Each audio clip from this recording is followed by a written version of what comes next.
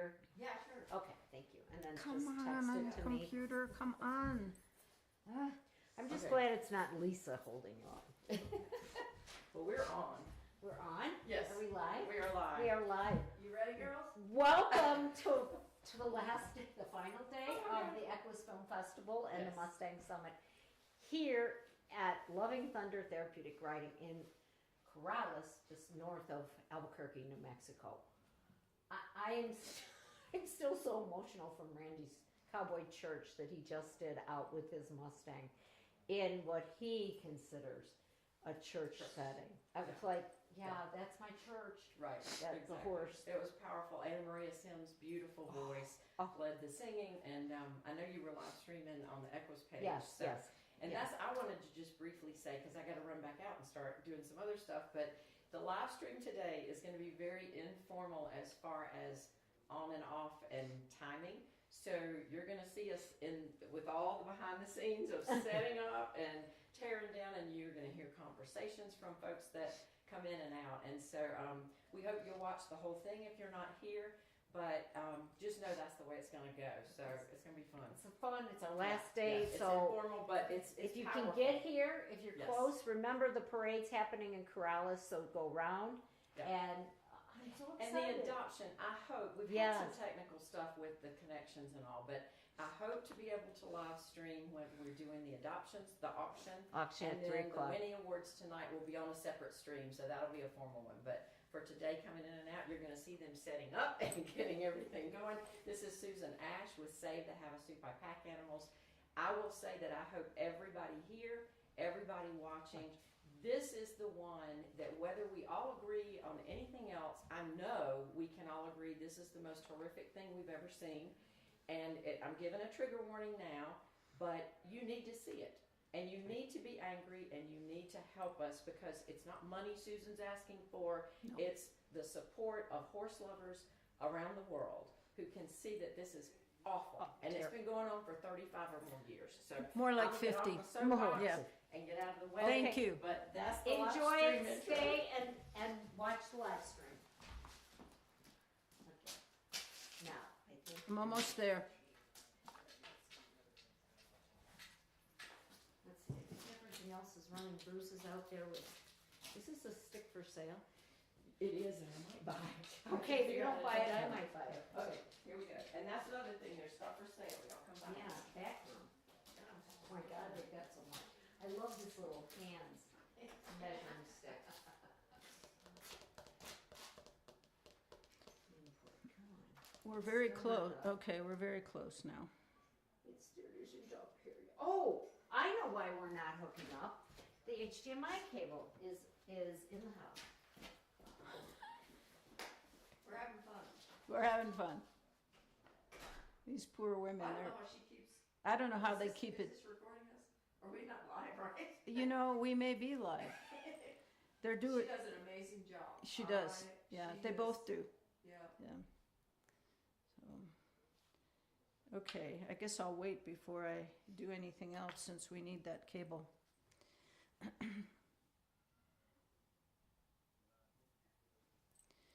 Well, my new sweater's warm. That Oh, part's it's good. beautiful. It's cold this morning.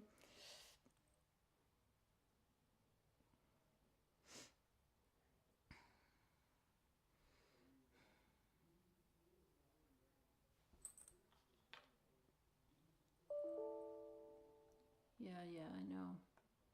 I'm not hooked up. Just wait.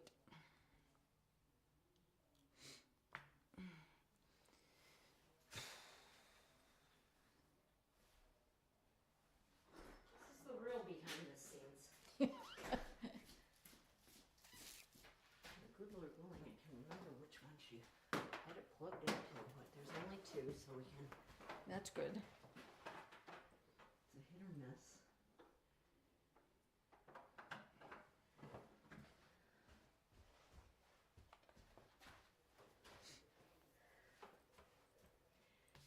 Oh yeah, I forgot about that too.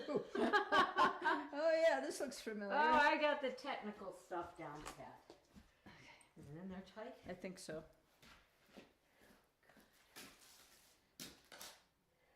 Oh, there it is. I put it in the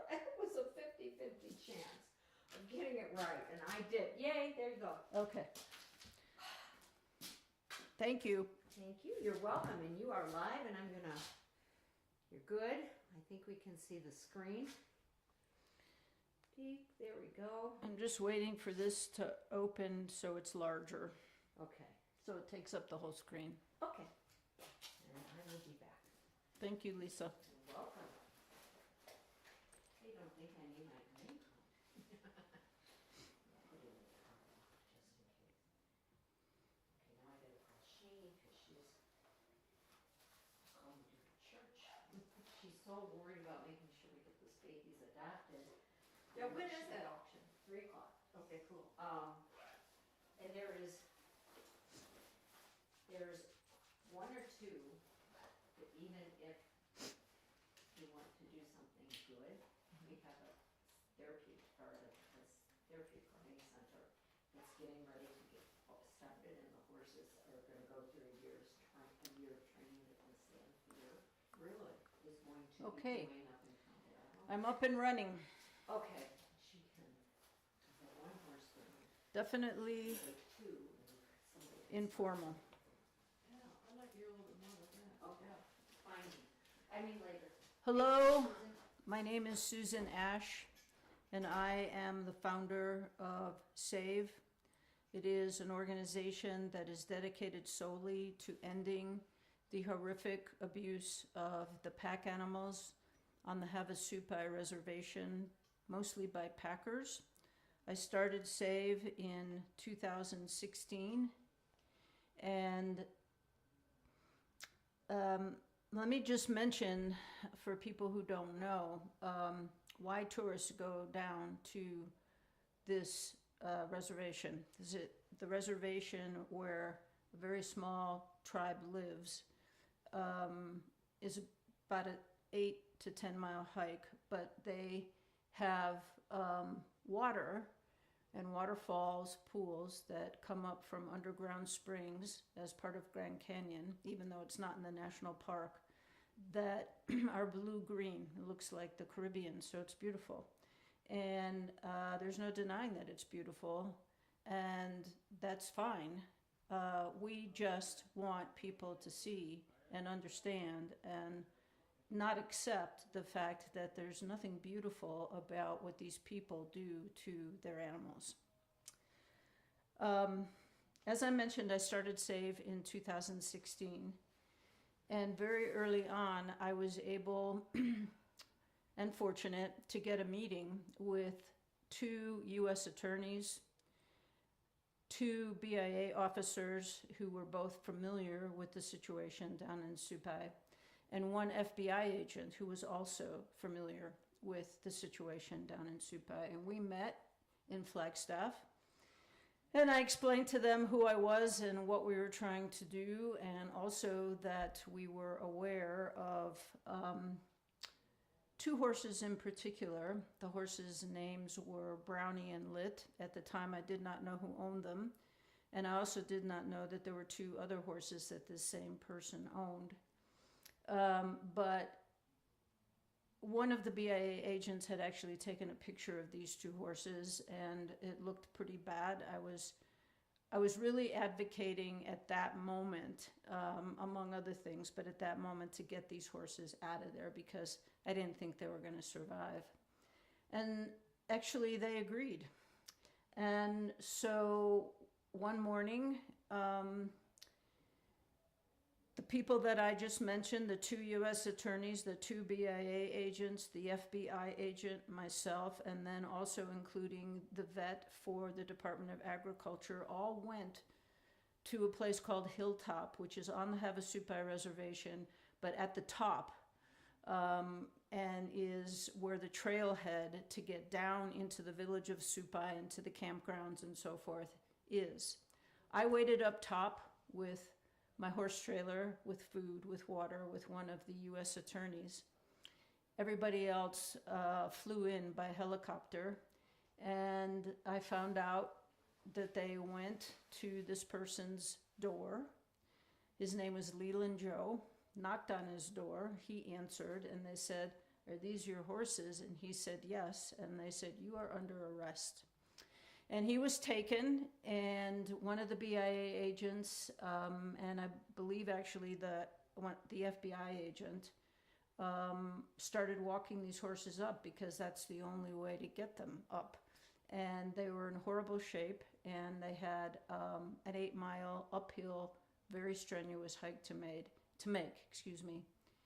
And of course, they weren't going to run them. They walked them at the pace that they wanted to go, and it took all day. And I was waiting there, and at dusk, I started to see the head of the first horse coming up. And when I saw this horse's condition, I burst into tears. And I'm going to show you some pictures. The first one is not of the horses that I'm referring to. It is of other horses that I saw up there prior to the horses that belonged to Leland Joe came up. And this is pretty typical. You can see this horse is very skinny, harder to tell because he has saddle on, but he is sweated to the max.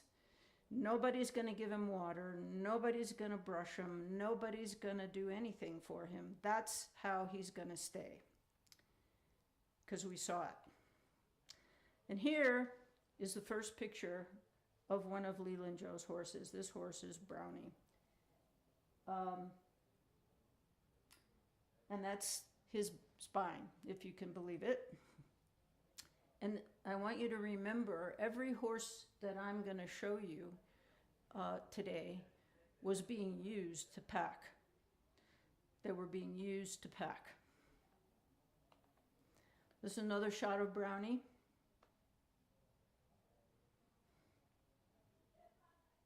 Many hundreds of pounds underweight. There were abscesses on his back, maggots that had to be dug out. He was on antibiotics for months, as was his pal Lit.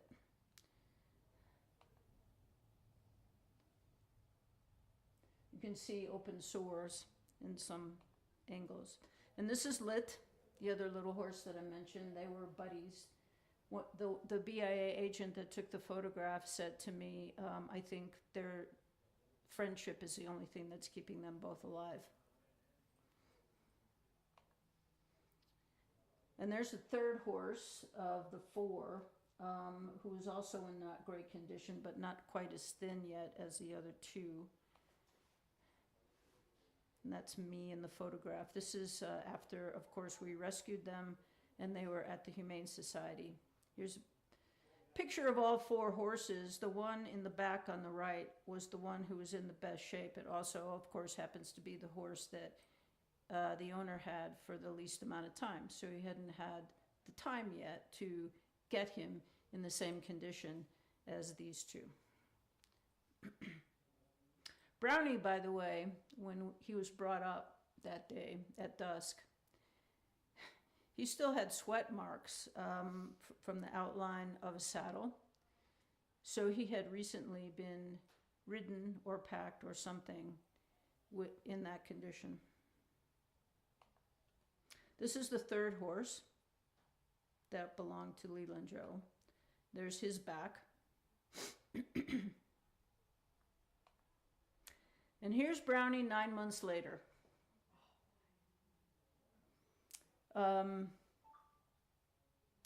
It was a very long, hard journey for him, but look at him.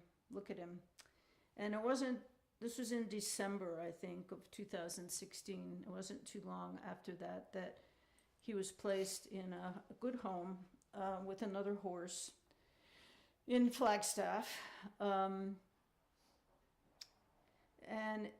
But it was very sad for me in that Brownie only lived for 3 years after this.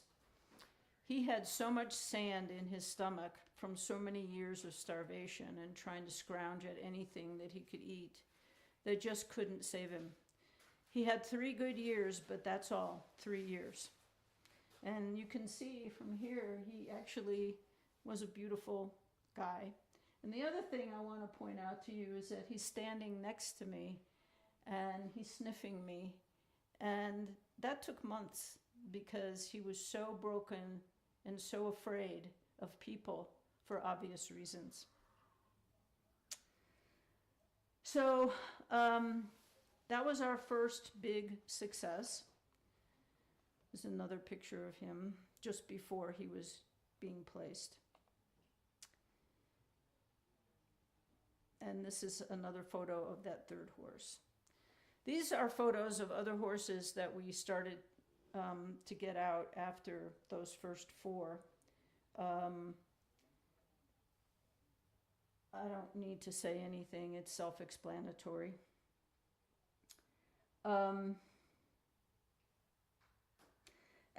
during this time, so by this time we're probably now into 2017, we'd been up and running for a year. We were learning a lot more, and I'm just going to read to you some of the things that we learned. Many of these things from interviews with people who went there, others from eyewitness reports and photographs like this. The animals are frequently forced to run up and down the trail. It's 16 to 18 miles round trip. They're heavily loaded with gear. There's supposed to be a weight limit, but there is no scale anywhere to be found. So they just pack up as much as they want to pack up on these animals and then force them to run. And not only do they force them to run, but they tie them together frequently so close that the lead horse is pulling everybody else, and the horses cannot look down at the trail to see where they're placing their feet. So they're stumbling, they're tripping, and in some cases they are falling, and if they're tied together, then they're all going to fall. And in 2017, we actually got an eyewitness report from a woman who was there when a whole string of horses fell off the side of the cliff together because of that. She was pretty shaken up for a long time, as you can imagine. The other thing that we learned was, no surprise, if you're starving and beating and not feeding and not watering horses, they collapse on the trail. And then the packer frequently kicks them in the face to try to make them get up. If they get up, they have to continue. If they don't get up, they're just left there to die, or sometimes they're shot, sometimes they're burned. We have a photo from 2023 this year of a half-burned horse that was left on the trail for people to see. Injured, bleeding, emaciated horses are all worked. There is blood seen on the trail and on tack used for packing. The worst is usually hidden underneath the saddles and the packs because they're big. You'll see photos later of how much of the horse is covered by these saddles and the gear that's packed on top of them. However, infected wounds and exposed bone, like what you saw with Brownie and Lit, are not uncommon sights when pack saddles are removed. Horses as young as 1 year have been forced into service at times. Mares who are pregnant and some who have recently given birth are forced to work. There is a photograph, it's an older photograph, but it exists, of a very young foal frantically trying to run along its mother as she is forced packing up the trail. There is no oversight or enforcement of any regulations for the care and treatment of these horses by the Havasupai Tribal Council. None. There's a population of approximately, we don't know for sure, about 500 people who live down in Supai. They all know each other.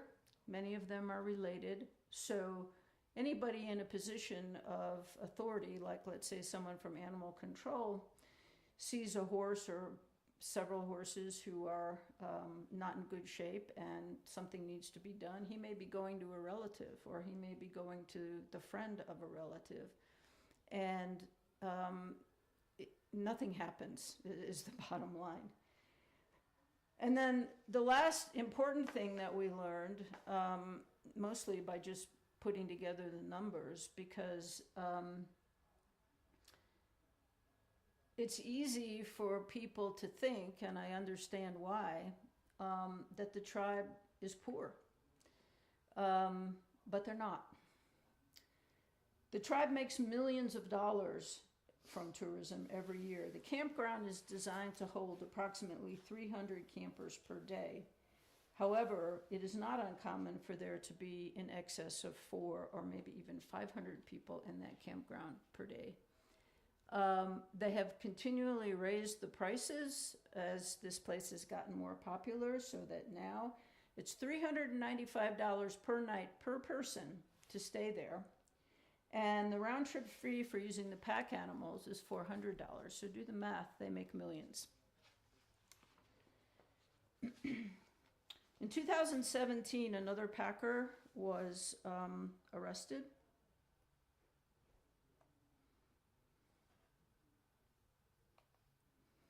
These are some of the other horses during 2017 that we were able to get out.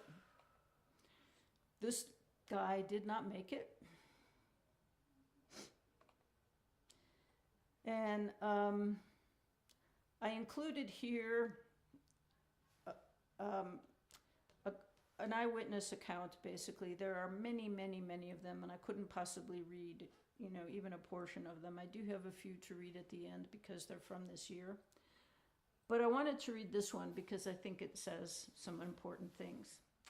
Hi, Susan. Thank you for this interview. I just got back from hiking Havasupai, and I burst into tears when I passed by these innocent creatures being forced to run up and down the canyon, all tied up with no slack between each other, with the lead animal being whipped the entire way.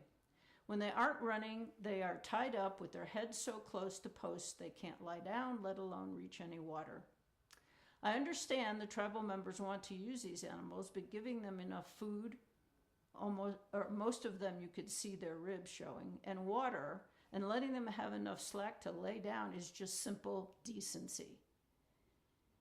I don't think we're going to be able to convince people not to visit, but I wish we could just help these animals and tell people to not use the pack animals. Yes, that is one of our strongest messages. I cannot say it enough. Exercise responsible tourism, not just here, anywhere you go. If you're going to be hiring animals, find out first if they're well taken care of, and if they're not, do not do it.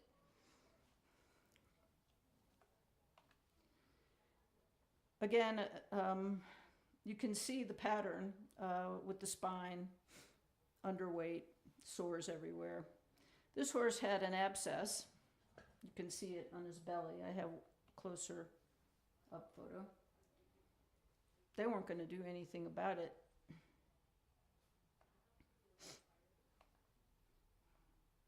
This paint, it's hard to tell from this angle, but he was pretty underweight along with the horse behind him, and a very, very fearful horse.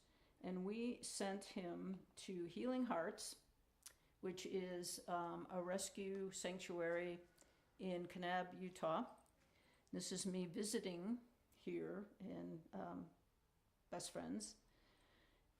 And I just want to note what significant progress he's made, aside from, physically. I'm actually standing next to him, and I have my hand on him, and he's not quivering. So it was really great to see, and very grateful to Best Friends for doing what they did. Just skin and bones, and worked nonstop. Blood on the hoof. That's a pretty common sight as well. And then another horse that we found out about that was owned by the same person who I mentioned earlier that was arrested in 2017. And I'll tell you what happened in a minute. I'm gonna show you the photos, more photos of him first. You can tell from that photo how incredibly skinny he is. But look at his feet. And by the way, this horse was run up the trail on purpose by the owner to make us upset. It worked, but he did.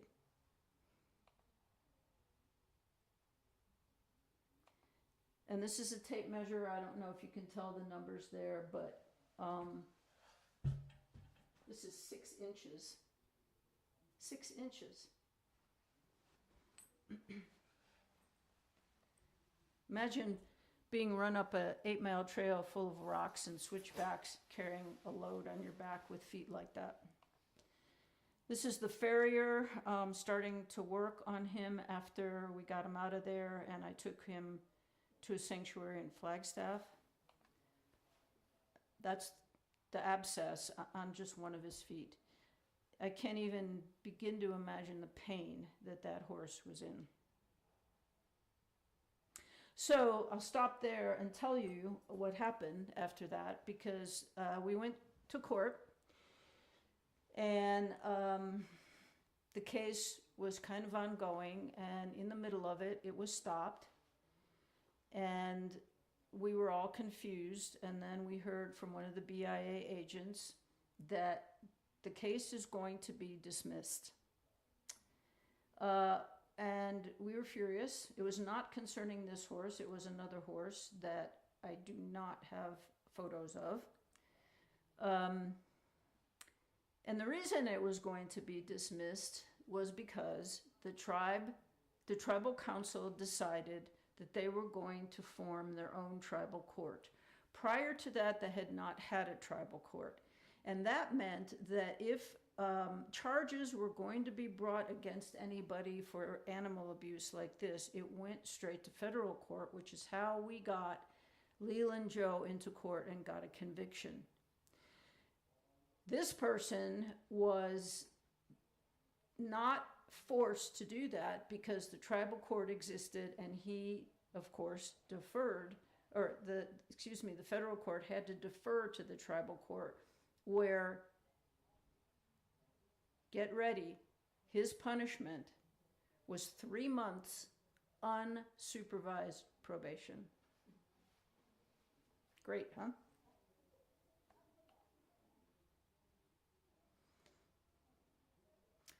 Okay, let me stop here again.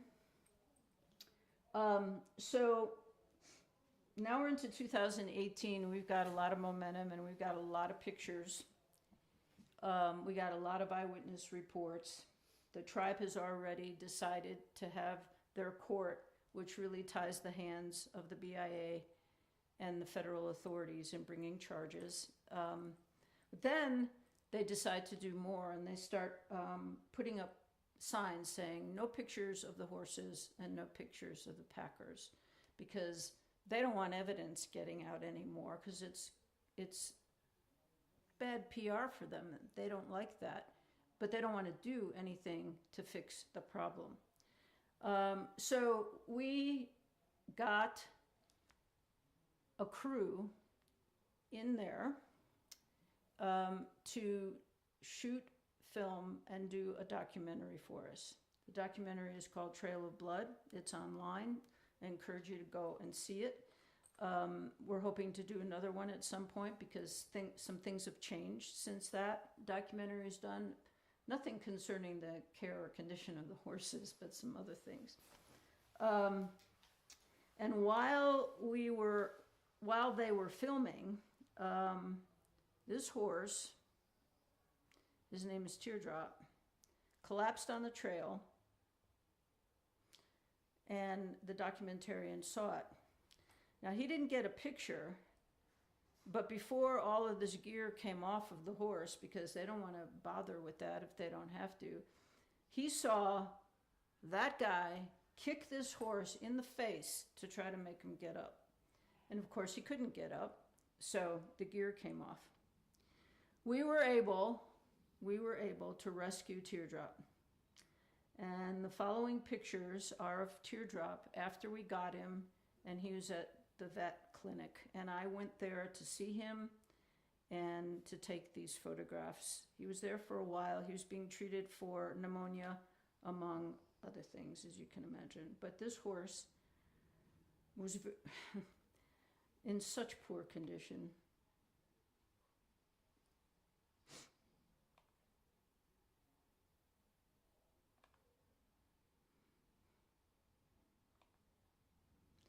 That's the one that gets me the most. That horse is standing up with both his hind legs straight up. He's not cocking one leg and leaning over to one side.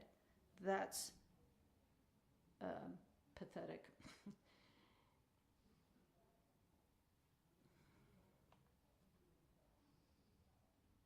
And that's all Teardrop would do. He turned around and looked at me once, but most of the time he was just looking like that. That mule is ancient and should not have been packed. So the tribe has now, tried everything that it can to stop information, evidence coming out, stop consequences instead of stopping this. Not that hard, but they're not willing to do that. And then Teardrop kind of became literally our poster child. We had a few billboards go up with a picture of him lying on the trail, with his pack. And there were some newspaper articles written about this incident, and I was interviewed. And the public relations person for the tribe, they have a public relations person. They can afford that. A woman by the name of Abby Fink was quoted in this article, and I'm going to read to you what she said. Maybe it'd be better to go back to Teardrop while I'm reading it.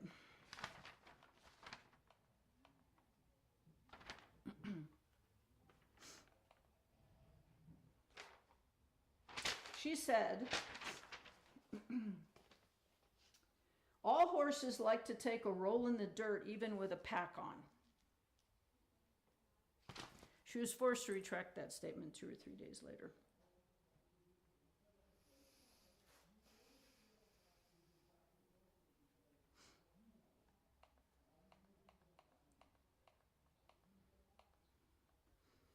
More, this is, like I said, so typical.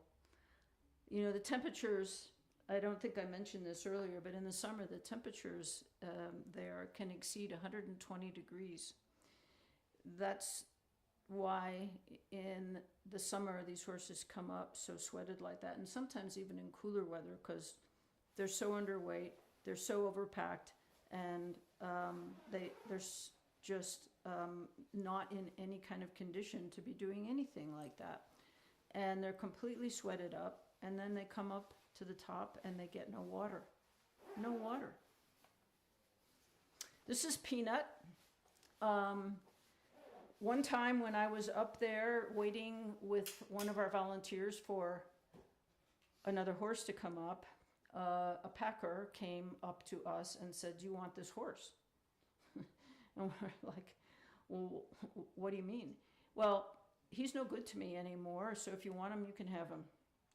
So of course we took him, and the volunteer that was with me decided to keep him. She named him Peanut because he's a little guy. And when she got the vet out, the vet found all kinds of broken, infected teeth, and his best guess was that the horse had been hit with a 2x4, which other people have actually observed Havasupai packers doing to horses sometimes. I guess they consider that some sort of training. And so he couldn't eat very well, and he just, was useless to this particular packer. So my volunteer took him, and I'm going to show you a little video of Peanut with his new family. That's him in the back. Happy guy now. It's what all these horses deserve, and almost none of them get it. The only relief most of them get is death, and that's not an exaggeration. This is Samson, another horse at the time. We were able to rescue quite a few in the early stages. As things went on, the tribe got worse and worse about letting any horses out of there. We haven't gotten any out this year. We were trying, but so far have not succeeded. Samson was blind, excuse me, which is another frequent situation with horses in Supai. And he went to a sanctuary to live out the rest of his life in comfort at a sanctuary in Tucson.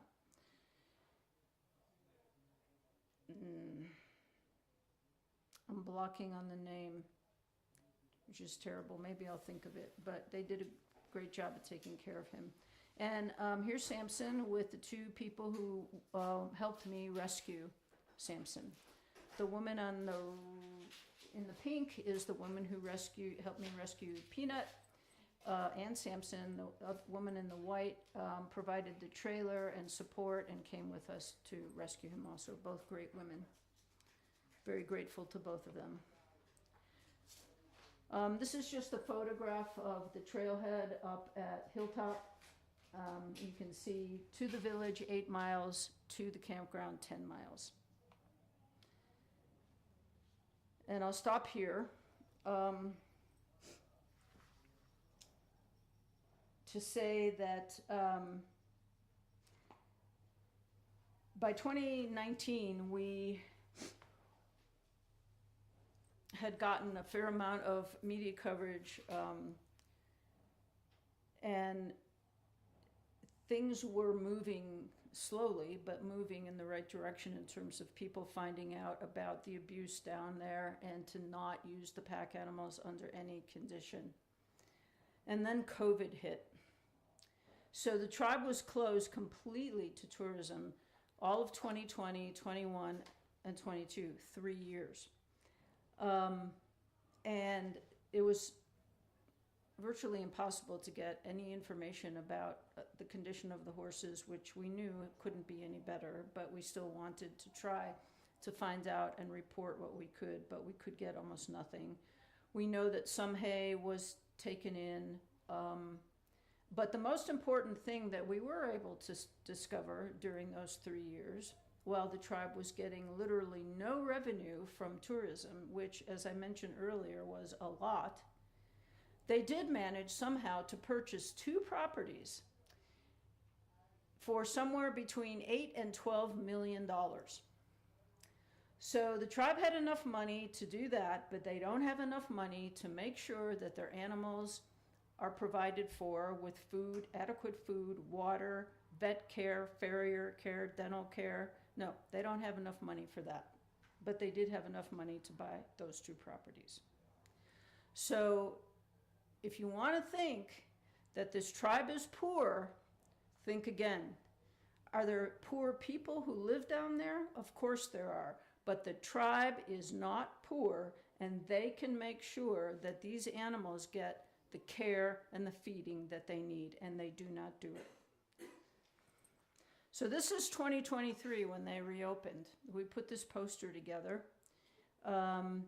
just to give people an idea of how clear it is that things have not changed.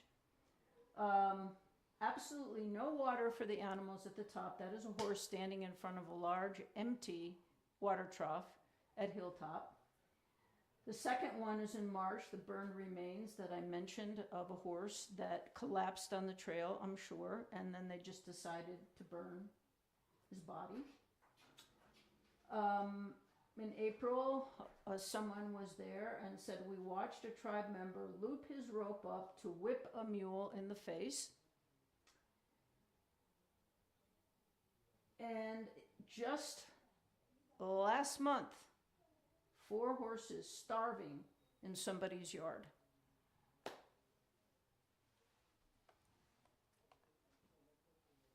So now I'm going to read to you a few eyewitness accounts.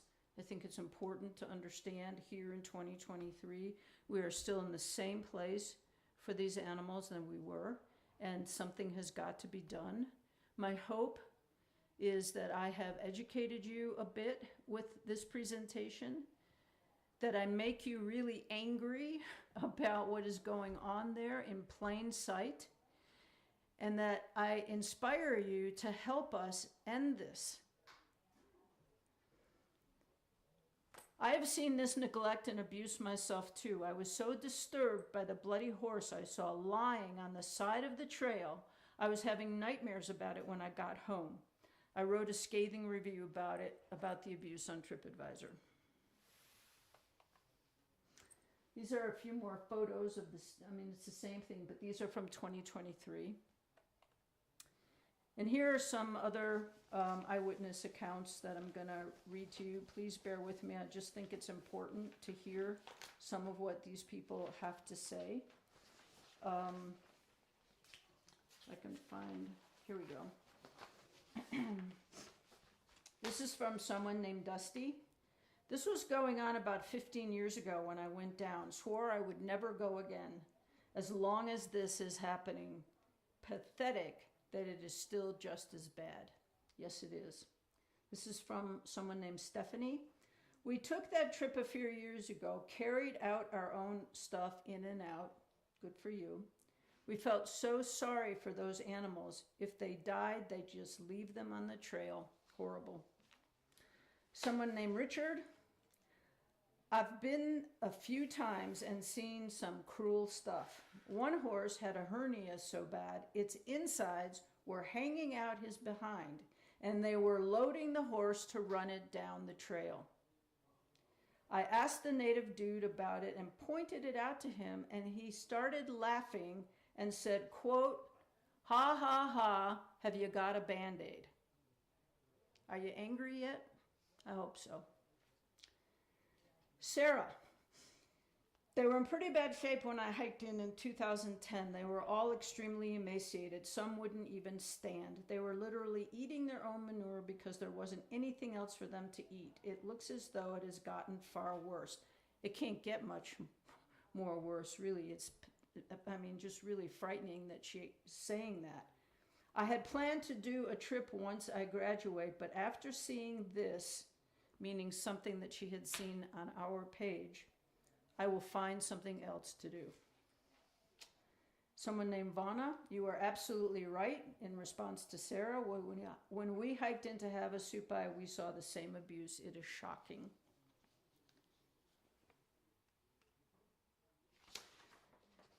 So that's just a sample. I do have one more that is very recent. Which is why I want to read it to you. That is our site, SaveHavasupaihorses.org. I am the founder, Susan Ash, and that is my email address, susankellyash@aol.com. So here's the last eyewitness account I want to read to you. This is from October of this year. I did a 6-month federal contract down there. I started taking photos and sending them to Arizona HSUS. They are well aware of the situation. That being said, I got caught taking photos. I was threatened by the tribal council, and they tried to take my phone from me to delete my photos. Havasupai tribe should not be allowed to own any equine at all. They should lose their rights to have horses and donkeys. They are horrible to them. I bought food for some of the horses there, and I came across a downed mule tangled in chicken wire, and no one was helping. I freed him without help while he was thrashing. The guys down there are armed with large knives at their side, and drug abuse is rampant. They treat their dogs like crap also. There needs to be a raid and removal of all four-legged beings, period. I wish. So that's the situation. If you would please go to our site, we're often asking people to do things, write letters, emails essentially, and other things, because we think that it is still possible to stop this, but we need more and louder voices about this. And I hope with all my heart that you will do what you can to help us stop this incredible level of cruelty. These packers, they operate with impunity down there, and they don't care. about these animals at all. They just work them to death, and when they drop dead, they just go get some more. And by the way, some of those horses are wild horses. So thank you for your time, and I hope that you will follow us on Facebook or Instagram or TikTok, wherever. Thank you very much. All done. Thank you, Susan. Okay, remember, we are live mic. Live mic, so thank you. Thank you. It's always hard to do this because I know. get upset every time. But your passion shows and it shares. I hope so. It's just very sad that we still have to be talking about this all these years. Isn't that the truth? Years and years and years and years and years later. Okay, here you go. Thanks. You're welcome. And I'm gonna turn the TV off. Oops, yep. Thanks for coming. Hey, yeah, I'll keep in contact with you. I don't have your contact information. I'm gonna email you, that's why. Oh, okay. Bye. I'm not leaving you, I'll be around. Okay. I'm gonna go, I gotta rotate, who's my next, I gotta laminate that. Yeah, it's me and Amy next. What? You and Amy next? Yeah. Oh.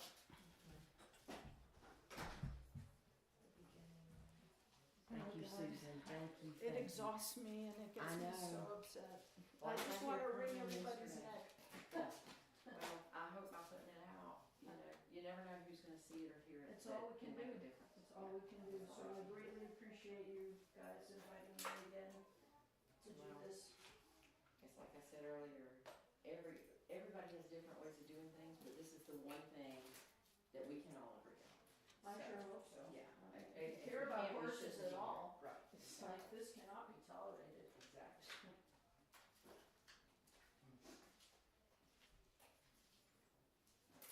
So you and Amy are up next. Good deal.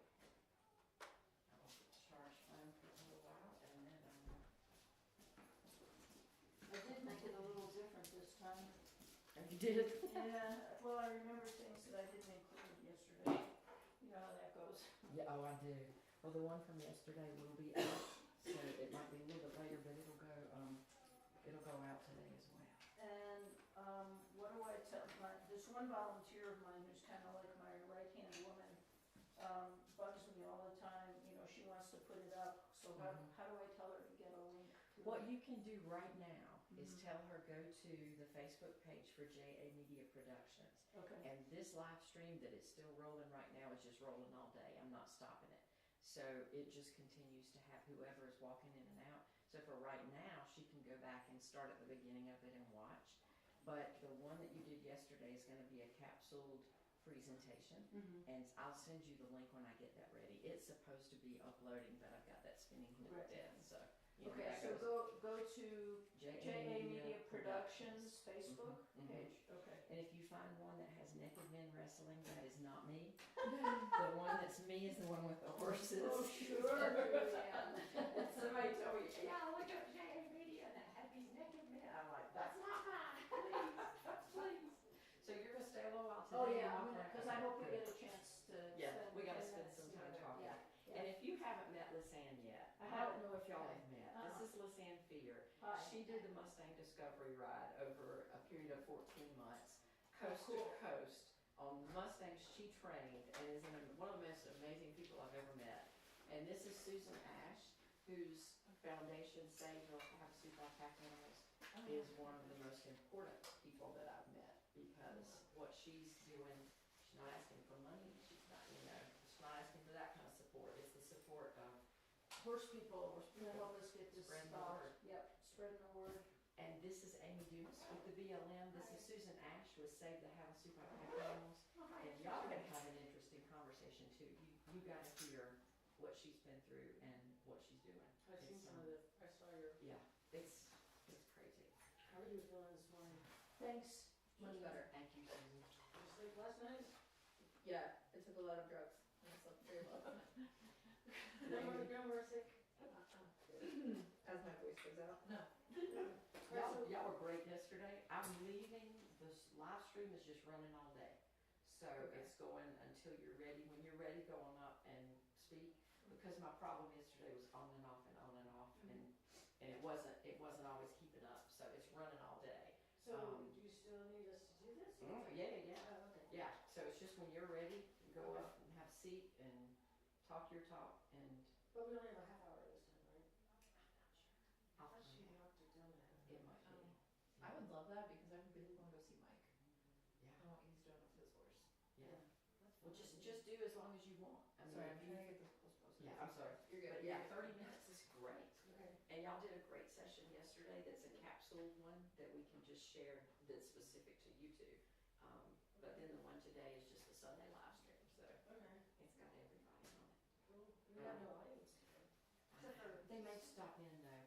And I'd like to talk to you two about, I have a South Carolina person who's gonna adopt the horse that Bruce is working with, and she's given me a limit on bid. And so how will it work? Does I adopt, Bruce adopt, whatever, and then how does it transfer over to that person? Yeah. Well, you just reassign it You're later. gonna have to do a reassignment. How long do you wait before you do that? And do it the next day. I mean, Okay. I mean, I wouldn't do that. I mean, No, we won't. You're Because he's gonna wait till- train for a You're gonna while. wait to, well, then what you should do in that case is you adopt the horse, and then you can reassign to her when the training's done, and she Okay. just pay you. Okay. Right. And I'm approved for 2, because I adopted Congaree. Bruce is approved for 2 as a tip trainer, but now I don't know if since that's no more, I don't know if that approval needs to be redone a different Yeah, I way. mean, it may be, So- but, I mean, if you have the facilities. Yeah. Yeah, and we have the only 6 two. I thought foot. it was 4 generally. Yeah, but that's what they got approved for. Yeah, we're approved for 2 Mustangs, 2 Burras at his location. At my farm, I'm approved for just 2, whatever, because that's all I asked for. Right. And I only have 5-foot fencing, but he has 6 where this is gonna be, and they're yearlings. It's not, yeah, not this one. Yeah. This one. And then we'll just work out, I think we'll So probably. you just let this board look at all of that, and we'll South Carolina? Well, I think what we're gonna do is probably keep him here for board here for a month and then ask. This guy said he could get into Indiana, but then that's still a long way that we gotta arrange. So, Somebody's gonna have to go again, I mean. yeah, so I think Patty Forbes was who they suggested that I talked to about just picking up here and bringing directly to us. So, but if you have thoughts on other people who do that, I'll reach out and find out. I mean, I'm taking mine down to my great aunt and uncle's, and then I got the the transportation sponsor to come pick them up. Fantastic. So, yeah, so that was that post I just put on Facebook, So you- was asking for donations for the adoption. Then that, yeah, and since people might use this, I wanna ask which one.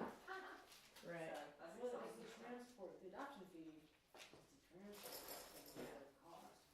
Yeah, with $500 starting bid, you don't know if that's where they'll go or.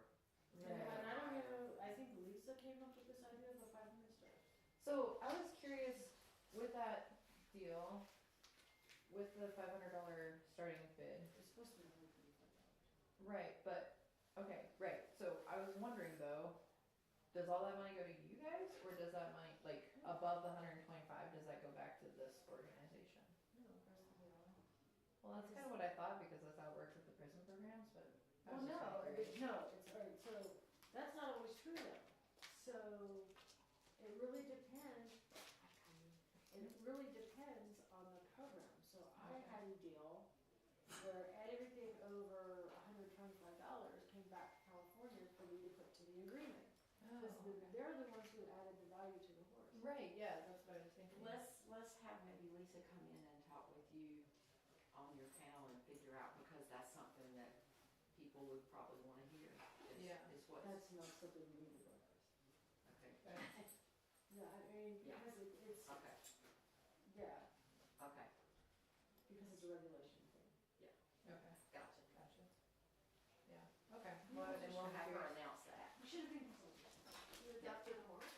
I didn't, but I have somebody who's given me proxy to go up to a certain amount. One of the, The one Show me Bruce is which one. working with, the one Bruce is working with. Oh, the So I'll one show with you Freckles. this one. Freckles. So, okay. Well. okay, you ready, buddy? You ready for this, buddy? This is weird, it's gonna go. Yeah, stuff's all got. Do we hit start or something? It's going.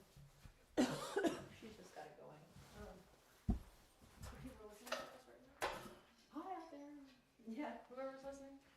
Yeah, so I guess we'll just keep it short and sweet and simple. Well, since here, it's just you the know two what? of us. Let's move over here so we can.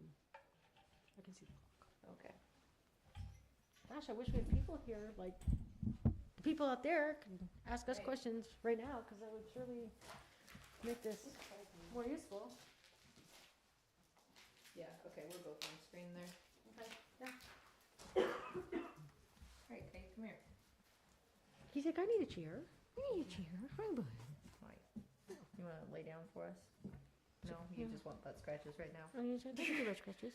Don't do butt scratches on the car. He's like, oh yeah. He's like, It's "That's part of my great." service. It's Yeah, part of my exactly. service. He's like, I make other people happy by them making me happy. It's like, this is not be a two-way or one-way street, you know. Mm-hmm. Yeah. Yeah, so Mustang education. I feel like we said a lot yesterday. I'm Lisanne Fear with Mustang Discovery Ride. And I'm Amy Dumas with BLM California. And yeah, we're here on the final day at the Equus Film Festival, Sunday. Gosh, I don't even know what the date is. I don't know, The November 19th or something? 19th, something like that. Yeah. Yeah. It's been a whirlwind. Yes, it has. I have a dry little throat right now. So we're here to talk about what they're calling Mustang education. And I'm going to say that means not educating the horses, but educating the people about the horses, and not just about them, but how to train them, or why would you want to train one, or any of that stuff. So, like I said, I wish we could get your questions. Right, if we had something here where we could see questions popping up So, online as we go about this. so I guess what we can do is we can figure out like what questions do you hear most often and try and address them, assuming that our watching audience also may have similar type questions. And of course, if there's to our audience out there, whoever you may be, if you do have questions that we aren't answering, or you would like to talk to either one of us, I believe our contact information is provided on the website, Right. the Equus Film and Arts Festival website somewhere. I can't give you that page because I don't know, but we are Yeah. available outside of this venue for questions. So, Yeah, I think one of the most frequently asked questions when I'm out and about, and it's also somehow one of the most difficult questions to answer, is why a Mustang? oh yes, get that one a lot. Why adopt a Mustang versus, say, a rescue domestic or a Mhm. domestic of any kind? I get that question a lot as well. And my answer, I mean, if somebody is looking for something very specific, and I hear this a lot from people who are in a specific discipline, they want a horse that's bred to do whatever that discipline is. Mhm. I mean, you can't, it's hard to convince or try to, Right. I mean, convince isn't even the right word. They don't even want to hear about it a lot of times because that's just not, that's just not an option for them. Right. But for the rest of us, one of the really cool things about the Mustangs versus their domestic cousins is they are bred to do one thing, and that's survive until tomorrow. They're not bred for a certain size, shape, color, tendency to do anything. They're bred to survive. And so they are America's purest horse. And I don't mean by pedigree or bloodlines, but I mean just the essence of horse. When you work with one of these untouched wild horses, you are working with the true essence of all things horse. I think that's a really good point, and it's interesting that you say that. I know it sounds really hippy dippy, but I love using animal communicators to talk with my horses. And one of the things that they always say when they speak with a Mustang is the Mustangs know the heritage of horse. Like they just have that old soul carried within them, and they know how to speak horse, where a lot of domestics sometimes are missing out on just their natural ability. And I think we see that as humankind too, as more of us move into apartments and high rises in the city. We're disconnected with Mother Nature and Earth and that sense of grounding. And I feel that with the Mustangs. They're just so well grounded with their history, and it's just it's really incredible there. Yeah, it's like texting. Yes.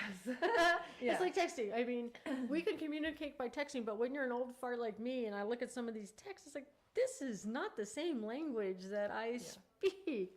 So, but seriously, there is these horses. They grow up in a herd. They grow up with their own kind. They learn how to be a horse from other horses. They don't learn how to be a horse from a human. And so that becomes a challenge for the human to get a horse who's learned how to be a horse. Right. Because we're not used to that, right? Our horses, they're used to the way we talk, the way we handle ourselves, our voices, our body language. Our smells. Our smells, yeah. And horses out in the wild, they are quiet. You don't hear them yammering along like us humans do. So when you get a Mustang, if you choose to go down the route of adopting a wild horse, you're going to have to turn around, look in the mirror, and figure out, what am I doing to that horse? Because that horse is a horse. Now I have to figure out what that horse is and how that horse is reacting to me. Right. Because that horse may be running around the round pen, if you have him in a round pen, scared out of his mind. Why should he be frightened of me? Because, well, he is frightened of you because he doesn't know you. He doesn't know anything about you. And if you're moving I'm flapping my arms so people can't see me, that means something to them. We take it for granted that we talk with our hands, we talk with our voices. As a new adopter of a Mustang, you have to look at yourself and understand what that horse might be thinking and figure out how to communicate with him. Right. And I think through that process, what I try to convey to people about why they should adopt a Mustang versus any other horse is there's something magic about it. But because it's magic, it's not something physically tangible that you can easily describe with, shape, texture, touch, or anything like that. It's a bond that's unique compared to any other animal. It's visceral. I mean, there is something so powerful, magic, visceral, spiritual. There's a lot of words for it. Emotional. Very emotional. Where you realize that this animal, this prey animal, who chances are is by himself now, you've taken him away from his herd, away from everything he's known, put him in with a predator, asked him to trust you, and this horse says, okay, I'm going to let you touch me. I know you're not going to eat me. And there's something that's just, it's almost overwhelming. And it becomes almost addicting. Yeah. Yeah, it's like, I want to do that again. Yeah, exactly. And we have people who do that. And so it is really amazing because they've now accepted you as their leader enough to get into their space. It's like we don't do that with each other. Right. It's not like, oh, look, Lisanne, I'm just going to touch your hair without your permission. Yeah. It's like we just assume that they want us to touch them. And they're just like, I don't think so. You're right. And so you have to figure out, was it you said yesterday, it's like dating. Right. You got to get to know each other. Yeah. You can't just, you got to have dinner first. Right? Yeah, exactly.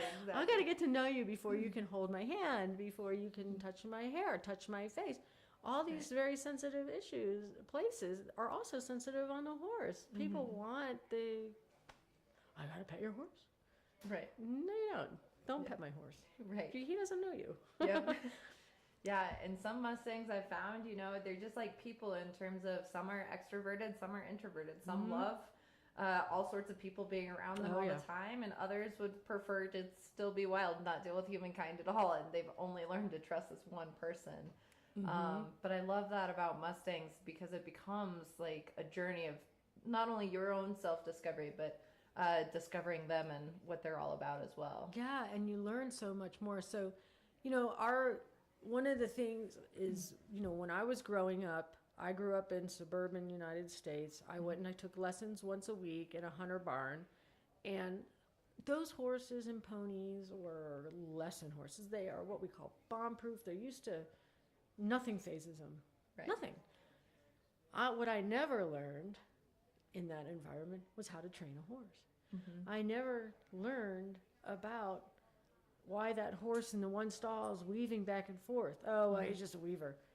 there is so many things that the horses are trying to tell us that they don't teach you when you're learning how to ride growing up. And these horses will, if you allow them. You have to understand horse behavior before you get one of these animals. I am convinced that in order to have a successful adoption, you need a few things. One is you have to understand the behavior. You have to understand what that horse is trying to tell you when he does whatever action it is. And you have to understand the timing of your actions, or how your actions affect that horse's behavior, because the horse isn't crazy. Yeah. When he starts running away, you've just done something to cause that. And so that kind of stuff, that learning how the horses operate, how they think, how they behave in a herd, everything we've done to them to get them to the point where they are at when they're with you is never taught. And the way we manage horses, domestic horses in the United States in general, is not how these horses came to be. I think in a lot of times in domestic situations, we're forcing our human idolizations on them, and we're forcing these horses to try to learn to speak human. Whereas Mustangs, they make you learn to speak horse. And and they'll make you so much better at horse Across the board. Across the board as a horse person. So I used this analogy yesterday, so I apologize for the people who might be watching this again, and thank you for watching again.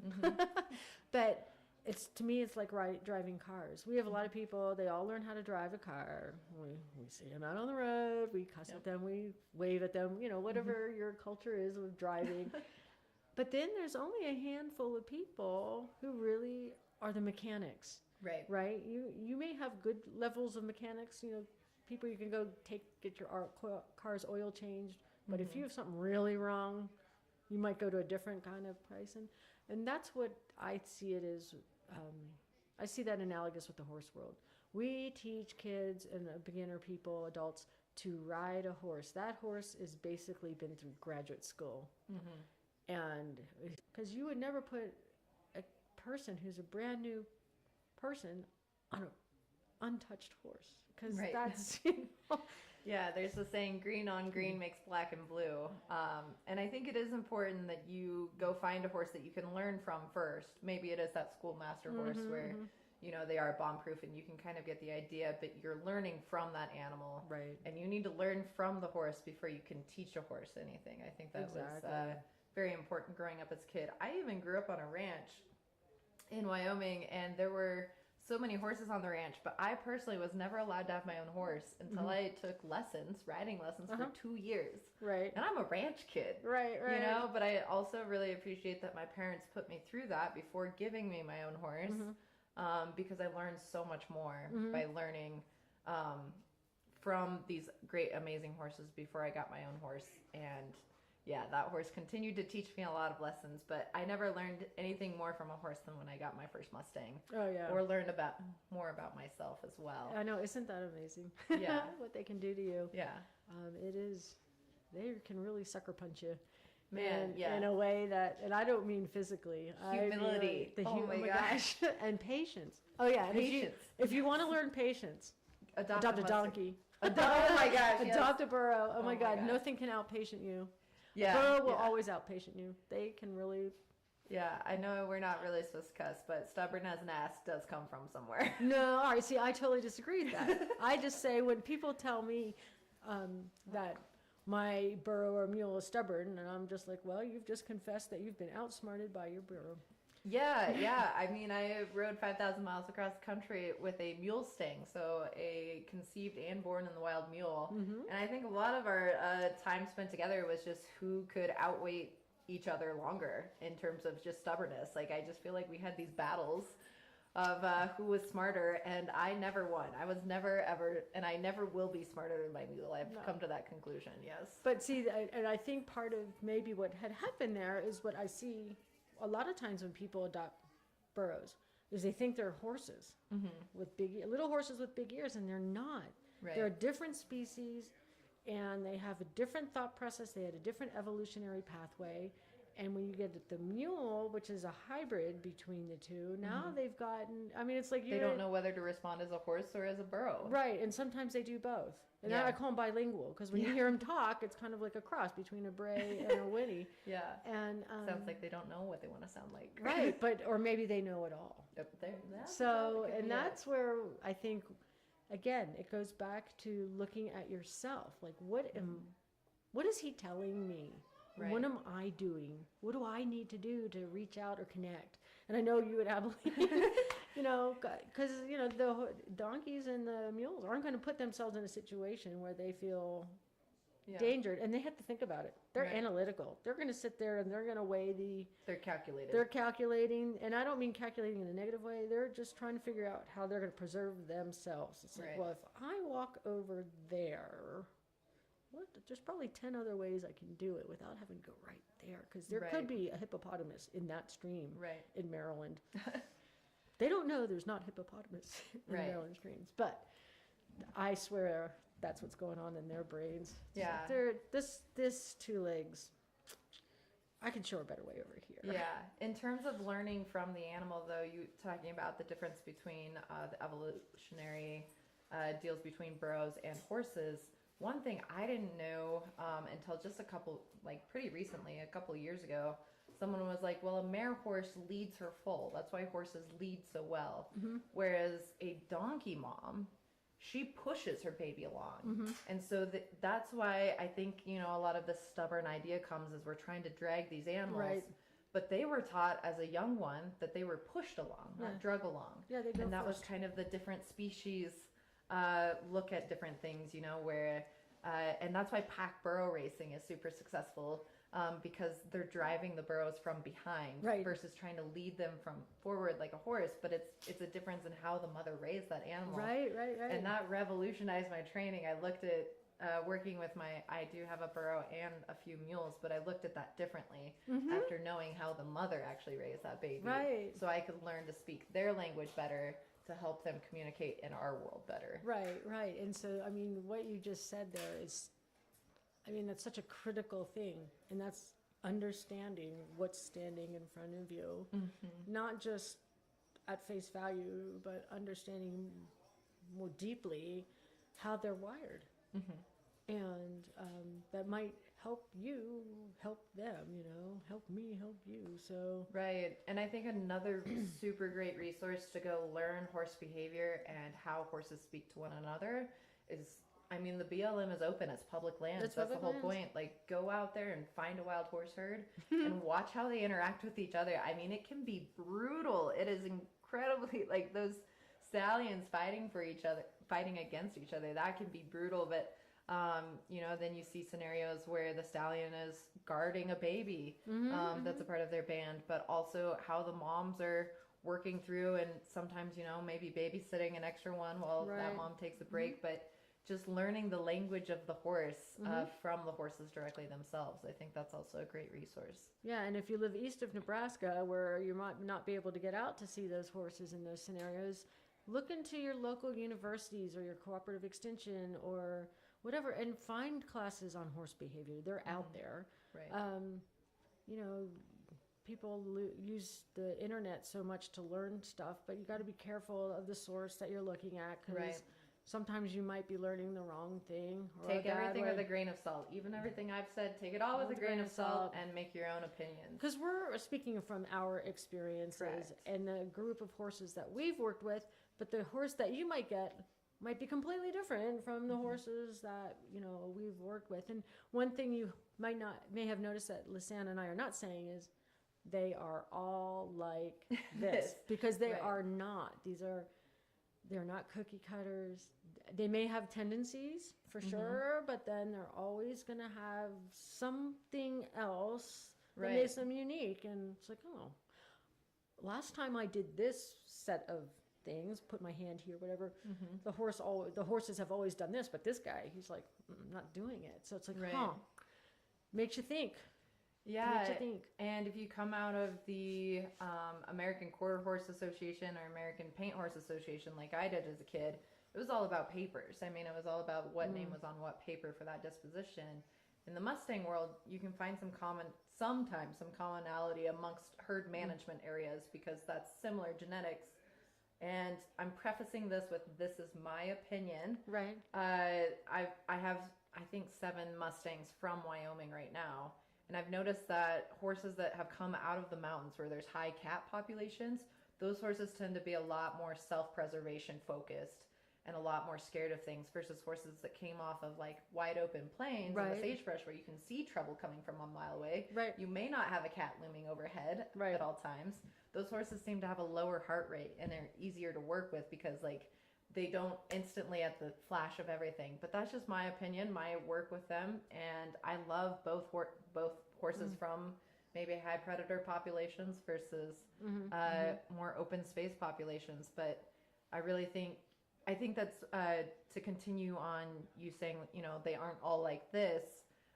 Mustang isn't a breed. It just means once wild horse on BLM land, and it's a mix and diversity of breeds. So some of them are more drafty like in build, but they could still be reactive like in an Arabian way. But they could also be very Arabian like but have a drafty personality. You just never know what's mixed in out there. And then you take their innate personality and then the adopter, the human aspect of it, and you could take that horse and put him with the wrong person and end up with a horse that's really unsettled or what we would consider dangerous. Or you could take that same horse and put him with a completely different person and they'll do anything for him. And I've seen that happen where somebody's adopted a horse, didn't work out, they brought the horse back, they, for whatever reason, they said it's just not working out, we can't get him to come to us, we can't get him to calm down. And this was like an experienced trainer.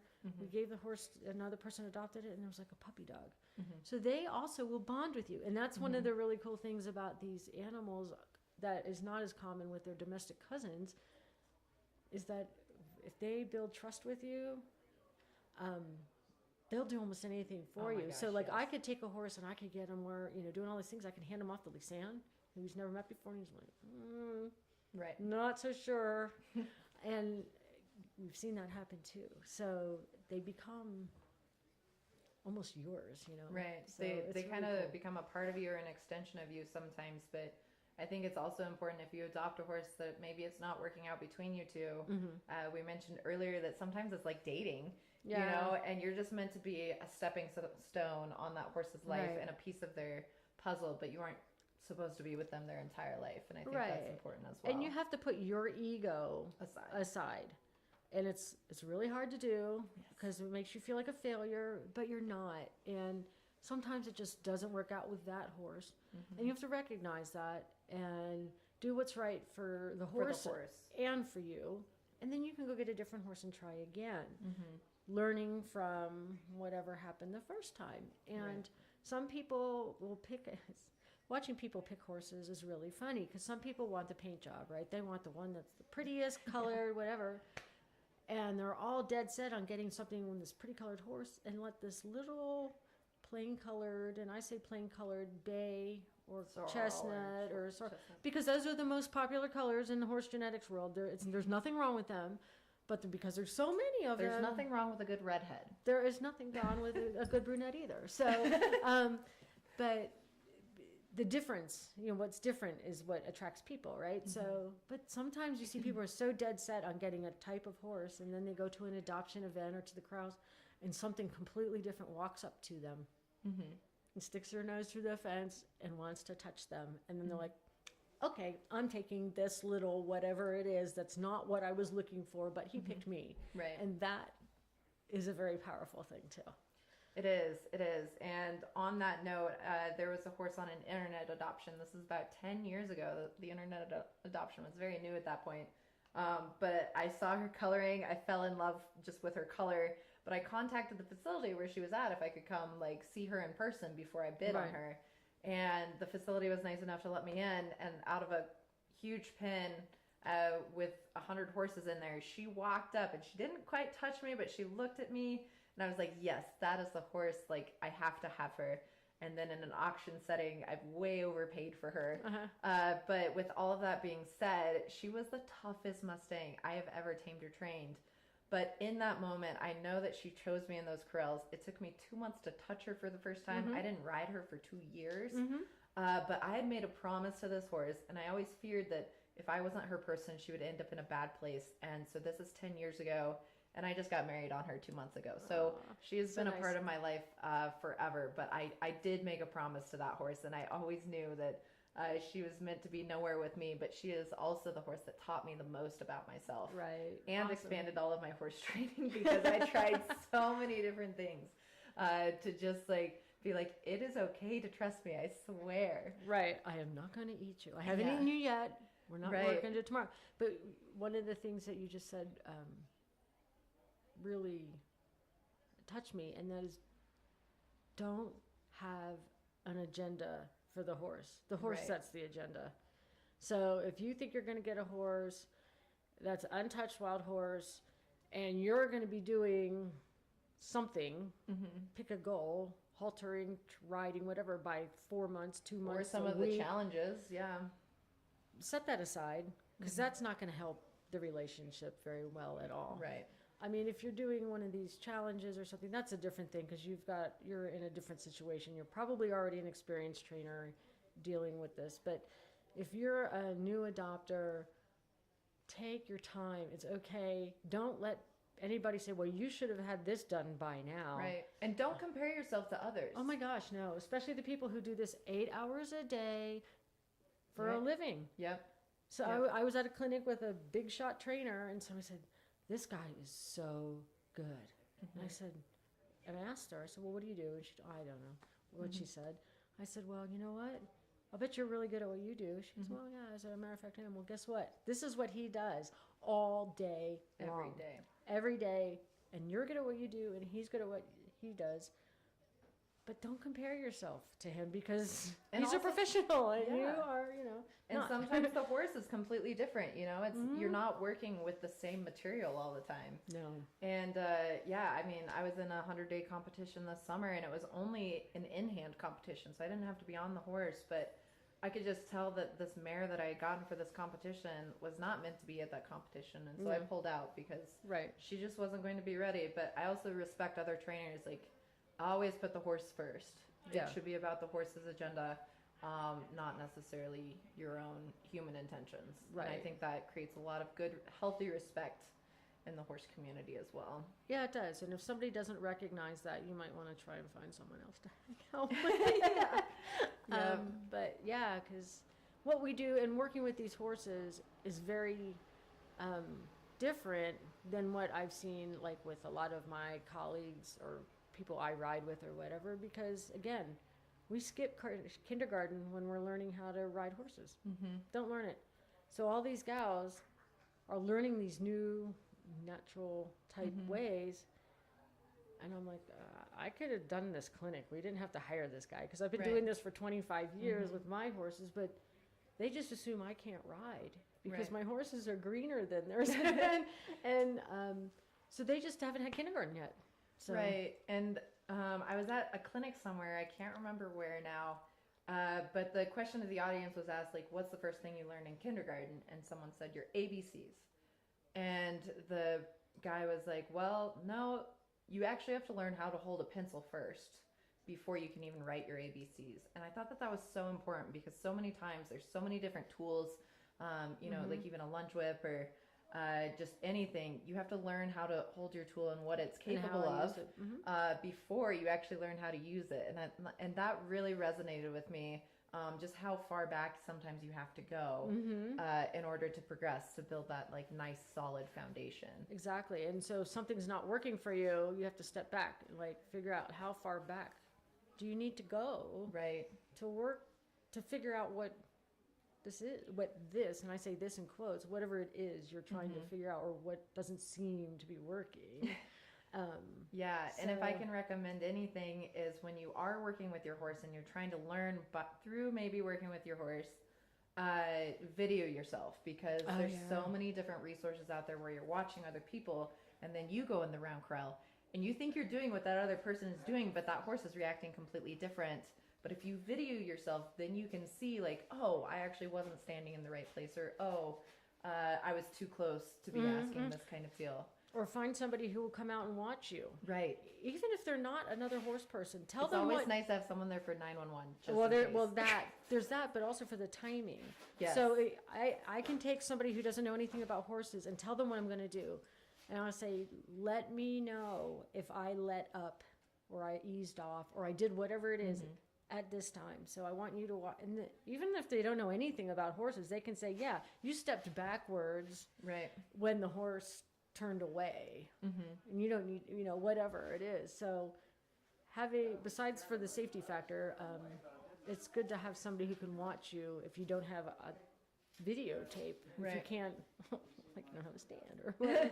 But there's Yeah. always options. So you don't have to have a big name trainer standing next to you to No. make this happen. No, So- and I think that's the other thing about horses too is anyone can learn to speak horse, and I think that is our responsibility. Not necessarily teaching the horse how to speak human in a lot of Right. ways. But yeah, it is incredible to see like the kindness of kids come up to horses, and they'll just put their little hand out to see if the horse wants to engage and come to them. And I love being around my horses and just seeing what kind of responses they evoke from all sorts of different people too. Absolutely, Yeah. absolutely. I have my mare. She's a kid's horse. What we call a kid's horse. She's so different with adults than she is with kids. If I get up on Typical her, mare. no, typical kid's horse. I get up on her and she goes. Yeah. I put a kid up on her, and all of a sudden she's real quiet. I mean, she knows Just baby steps we need to be much more cognizant of how much these horses know, Yeah. and give them a lot more credit than we do, because they know so many more things about us than we know about them. Right. Yeah, exactly. They are truly sentient beings and they need to be respected. And with all of that being said, there are a lot of Mustangs in the wild, and so we do need to have some roundups to manage numbers and such. Yeah. But with that being said, the horses that we bring in that are available for adoption, all of those horses need really good homes to go to. Absolutely. And it's our responsibility to provide that safe space for them outside of the wild. Exactly. And again, as I mentioned when we started this, because I see we're getting our time is coming to a close. If you have any questions, please feel free to reach out and connect with us. And we'll be happy to talk to you one-on-one. Yep. Because we hope that you do, maybe as a result of listening to us or anything else you learned this weekend, or from whatever your resources are, try it. And we would love to help you succeed and Definitely. see what it's like, because it is quite the experience. It's frustrating, rewarding, touching, exuberant, joyous, and and it's just the best. So It is. yeah. It really is. So thank you guys all. Again, I'm Lisanne Fear with the Mustang Discovery Ride. You can find me on Facebook generally, or through my Fearless Mustangs page, which is kind of my horse training page. And I'm Amy Dumas with BLM California, and you can reach me at my office at my first initial and last name, adumas@blm.org.